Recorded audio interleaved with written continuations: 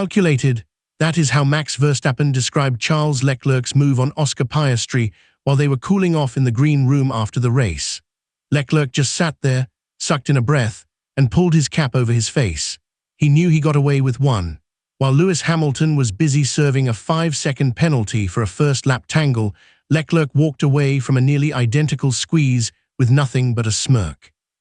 It is the kind of inconsistency that drives drivers up the wall and leaves fans wondering if the rulebook actually applies to everyone equally. Let us look at why the stewards threw the book at Hamilton first.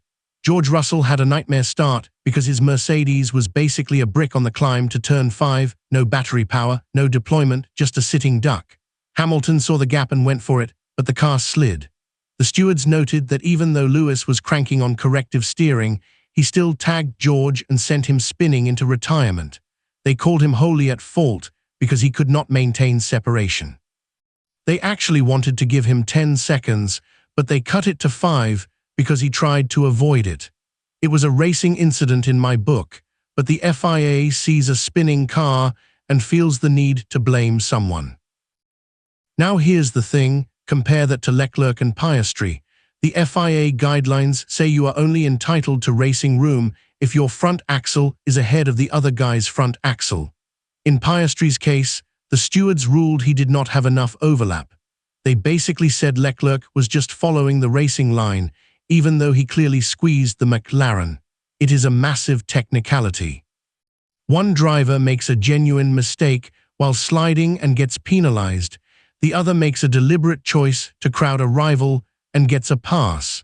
It makes no sense when you look at the actual physics of the two incidents. If you want the real story behind these paddock decisions every single day, you should stay with this channel. This is not just about one race, it is about how the rules are being weaponized.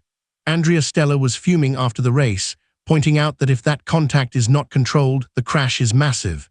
He is right. By letting Leclerc off, the stewards are essentially telling drivers that as long as you are defending and your rival's axle isn't far enough forward, you can run them into the grass. It is a dangerous precedent to set heading into the next few rounds. This whole mess has completely derailed the championship chase for the Mercedes pair. Kimi Antonelli is now 45 points clear at the top after a masterclass from pole. While he is cruising, George Russell has dropped to third because his car keeps failing him. Martin Brundle pointed out that Russell cannot seem to find the right battery power lately. It is a massive reliability headache for Mercedes that no one is talking about enough.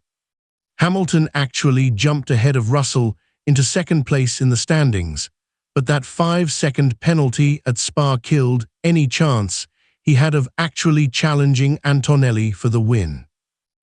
We are heading to the Hungarian Grand Prix now, and the pressure is all on Ferrari to see if they can keep this aggressive defending going without a trip to the steward's office. Mercedes needs to fix whatever is draining Russell's batteries before he falls even further out of the hunt. The gap at the top is widening, and if the stewards keep calling the same move 2 different ways, Antonelli is going to walk away with this title before we even hit the autumn break.